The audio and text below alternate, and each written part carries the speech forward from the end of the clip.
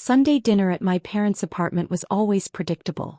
Mom's overcooked roast, Dad's lecture about responsibility, and my brother Ethan holding court about his latest promotion at the accounting firm. But tonight felt different. There was an edge to the conversation, a purposefulness to the way Dad kept steering topics back to real estate and family obligations. Real estate is family legacy, Dad was saying, cutting his meat with deliberate precision. When you own property, you're not just building wealth for yourself, you're building for the whole family. I sipped my wine and stayed quiet. At 31, I'd learned when Dad was building to something. Ethan's doing so well, Mom chimed in, beaming at my brother. Senior accountant at Morrison & Wells. A real career with real benefits. A real career. Unlike my freelance tech stuff, that had everyone convinced I was barely scraping by. Ethan leaned back, satisfaction radiating from him. It's been a good year. The firm's expanding and I'm heading the new audit division. Sarah and I are finally ready to upgrade our living situation. His wife Sarah nodded enthusiastically. We've outgrown our one-bedroom. With the baby coming, we need at least 2 bedrooms. Preferably something with good schools nearby. Which brings us to why we're here, Dad said, setting down his knife and fork with finality. Alyssa, your brother needs your apartment. I blinked. I'm sorry, what? Your apartment. The 2-bedroom on Parker Street. It's perfect for Ethan and Sarah's needs. Good neighborhood, near his office, plenty of space for the baby. Dad, I live there. Yes, but you're never home, Mom interjected. You're always traveling for those tech contracts. You barely use the space. Ethan needs it more than you do. He has a real career, Dad continued. A real family. Real responsibilities. You can find something smaller, something more appropriate for a single woman who's never in one place. The table fell silent, everyone looking at me expectantly. This was the moment I was supposed to agree to sacrifice for family, to be the good daughter who understood priorities. Instead, I pulled out my phone. Excuse me for 1 second. I scrolled to a contact and made a call right there at the table. Marcus? It's Alyssa Torres. Yes, I need you to send those documents we discussed. To my parents' address. Yes, tonight if possible. Perfect. Thanks. Dad's face reddened. Alyssa, we're having a family discussion. Put the phone away. I just did. That was my attorney. Your attorney? Ethan laughed. What, are you suing us for suggesting you move? No, I'm just clarifying some property ownership questions before this goes any further. Mom looked confused. Property ownership? What are you talking about? We'll know in about 20 minutes. Marcus is sending over some documents. I took another sip of wine. So, Ethan, congratulations on the promotion. What's the salary bump? That's not really, he started. $95,000 a year now, Sarah said proudly. Plus bonuses. It's really opened up our options. That's excellent, I said genuinely. You've worked hard for it. Dad cleared his throat, trying to regain control.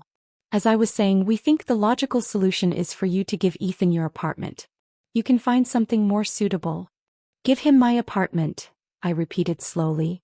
Just, give it to him? Transfer the lease, Mom clarified. Or however it works. You're so good with paperwork and contracts from all your tech work. I'm sure you can figure it out. The landlord might require a new application, Dad mused. But with Ethan's credentials and stable career, that should be no problem. Much easier than some freelancer's application. The doorbell rang. That'll be Marcus's courier, I said, standing. Mom, do you mind if I get that? She waved toward the door, distracted by discussing baby furniture with Sarah. I opened the door to find a professional courier holding a large envelope. Alyssa Torres? That's me. Documents from Chin and Associates. I need a signature. I signed his tablet and took the envelope. Inside was exactly what I'd requested. Deed records, ownership documents, property tax statements. Everything certified and current. I walked back to the dining room and dropped the envelope on the table. What's this? Dad asked. Property ownership documentation. Since we're discussing me giving away my apartment, I thought everyone should understand exactly what they're asking for.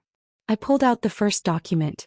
This is the deed to 847 Parker Street, Unit 304.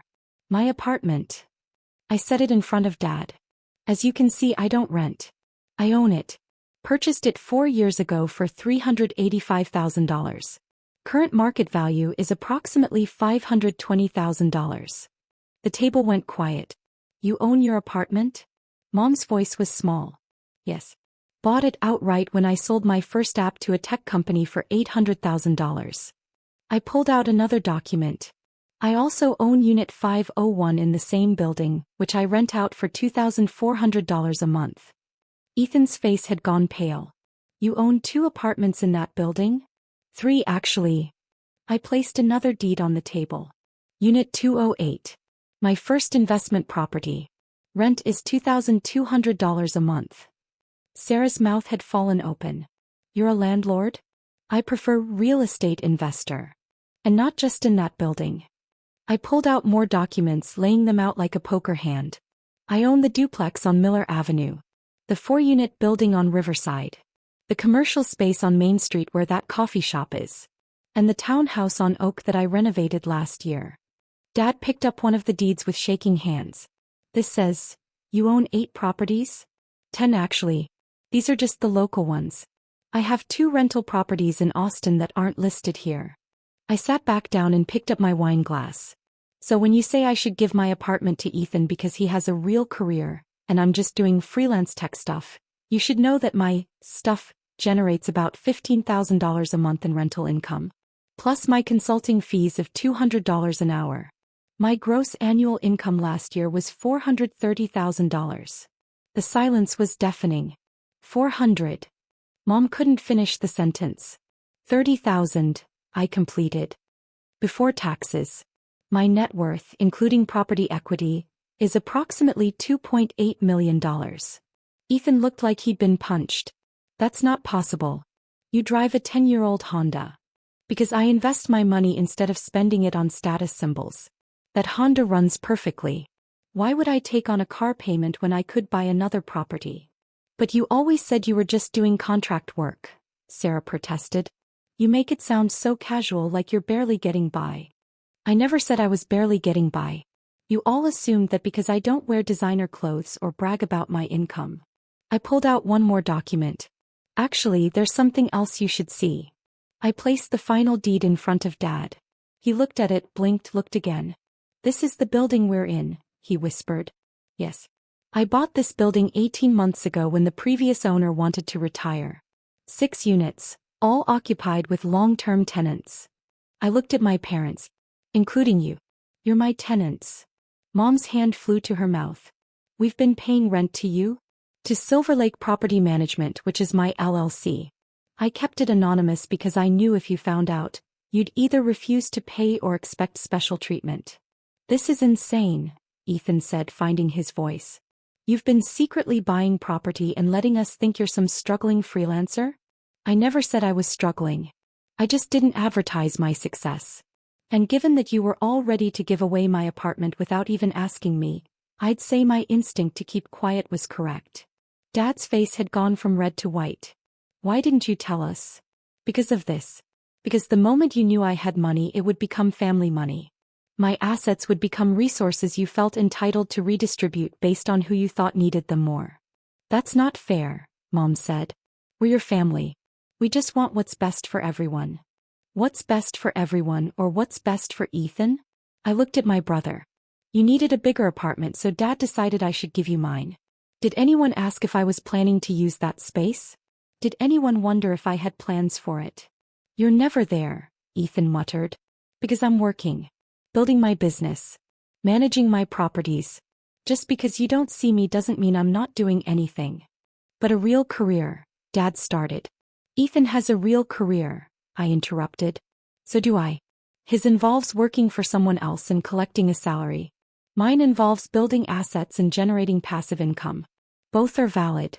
The difference is mine has apparently been invisible to you. Sarah spoke up quietly. So you're not going to give us the apartment? Give you my $520,000 asset so you can live in it? Oh, definitely not. I softened slightly. But I do have a 2-bedroom unit in my Riverside building coming available next month. Market rate is $2,600, but I can offer you family rate of $2,200. First month, last month, and security deposit. Standard lease terms. You want us to rent from you? Ethan's voice was tight with humiliation. You need a 2-bedroom apartment. I have one available. This is me offering you housing at below market rate because you're family. That's actually generous, Ethan. It's not the same as giving us your apartment. No, it's not. Because your apartment is my home and my asset. I'm not giving it away because Dad decided your career is more real than mine. Dad stood abruptly. This whole thing is ridiculous. You can't possibly manage all these properties yourself.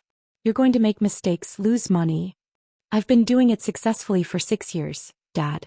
I have a property manager for day-to-day issues. I have an accountant, an attorney, and a maintenance team. I run my real estate business like a business because that's what it is. Why didn't you come to us for advice? He demanded. I could have helped you. You just tried to give away my apartment without asking me. Would you really have been helpful, or would you have tried to control how I invested? He had no answer. The dinner ended shortly after that. Ethan and Sarah left without saying goodbye. Mom kept touching the property documents like they might disappear. Dad retreated to his study overwhelmed. 3 days later, Mom called. Can we talk? Just you and me. We met for coffee at a neutral location. She looked tired, older somehow. I've been thinking about Sunday, she began. About what we asked you to do. To give away my apartment. Yes. She wrapped her hands around her cup. We were wrong. I see that now. We treated your home like it was something disposable, something we could redistribute because we didn't understand its value. Or my value, I said quietly. She flinched. You're right. We didn't see you clearly. We saw Ethan with his title and his office and his structured career, and we understood that. But you, with your contracts and your projects and your travel, we didn't understand it, so we dismissed it. As freelance tech stuff. I'm sorry. That was wrong. She looked at me directly. You built something remarkable, Alyssa. 10 properties. Millions of dollars. A real business. And we never even noticed. You noticed I drove an old car. We saw what we expected to see. The daughter who wasn't following a traditional path, so we assumed she was struggling. She paused. Your father is devastated. He keeps saying he failed you, that he should have known, should have paid attention. He failed by assuming Ethan's success was more valid than mine. Yes. He did. She took a shaky breath. I failed too. I'm your mother. I should have asked more questions, been more curious about your life. You should have asked before trying to give away my apartment. You're absolutely right. She pulled out a check and slid it across the table. This is 3 months' rent. Early payment. Because you're our landlord and we need to treat this like the business relationship it is. I looked at the check, surprised. Mom, you don't have to. Yes, I do. You kept our tenancy anonymous because you knew we'd take advantage if we knew. That tells me everything I need to know about how we've treated you. She stood to leave. I'm proud of you, Alyssa. I should have said that years ago. After she left, I sat with my coffee and the check, feeling something loosen in my chest. Ethan took longer to come around. 2 weeks after the dinner, he sent a text. Is that Riverside apartment still available? Yes, I replied. We'd like to see it. I showed them the apartment personally. It was nice. Renovated kitchen, good light, near a park. Sarah fell in love with the 2nd bedroom, already planning the nursery. What are the lease terms? Ethan asked, his voice carefully neutral. I handed him a standard lease agreement. 1 year minimum. Rent due on the 1st. Normal security deposit and references required. He read through it carefully. When he looked up, his expression was complicated. This is a really good deal. Below market rate. Family rate, I said simply. Why would you do that after everything? Because you're my brother. Because Sarah's pregnant. Because offering you housing at a fair price isn't the same as letting you take my home. He nodded slowly. For what it's worth, I'm sorry. About assuming. About dismissing your career. About all of it.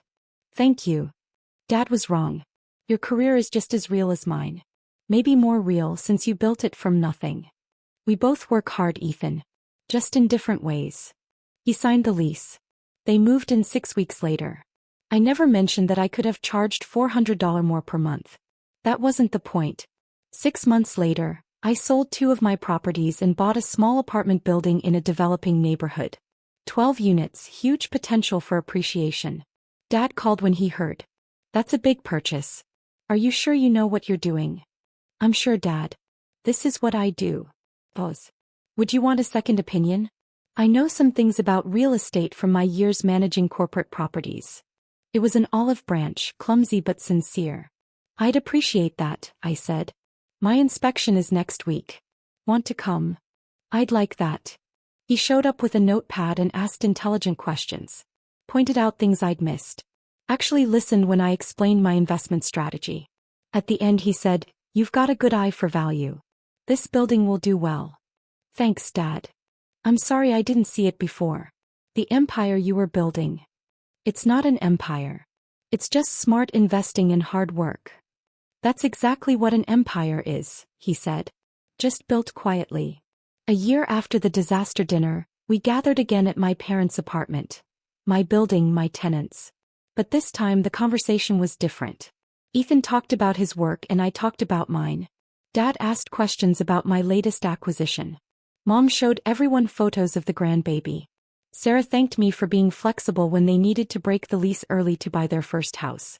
"You're buying?" I asked, genuinely pleased. "A small place," Ethan said. "We've been saving aggressively. The baby made us realize we wanted our own space." "That's wonderful. We learned from you," Sarah added. "About building equity instead of just spending money. It changed how we think about finances." After dinner I stood on the balcony looking out at the city. Dad joined me. "You changed things that night," he said. "With the documents. The reveal. I set boundaries." "You did. And we needed that." He paused. "Your brother's different now. More intentional about money. More respectful of different paths to success. He had to learn the hard way that success isn't one size fits all. So did I." Dad looked at me. "I'm proud of you, Alyssa. Not just for the properties or the money. For knowing your worth and not backing down when we tried to diminish it." My throat tightened. "Thanks, Dad." We stood in comfortable silence watching the city lights. My city. My properties scattered across it like seeds I'd planted, growing into something solid and real. I'd built my empire quietly without fanfare or approval. And when my family tried to take it, I'd protected it fiercely. Not because I was cruel but because I knew my value. And now, finally, so did they.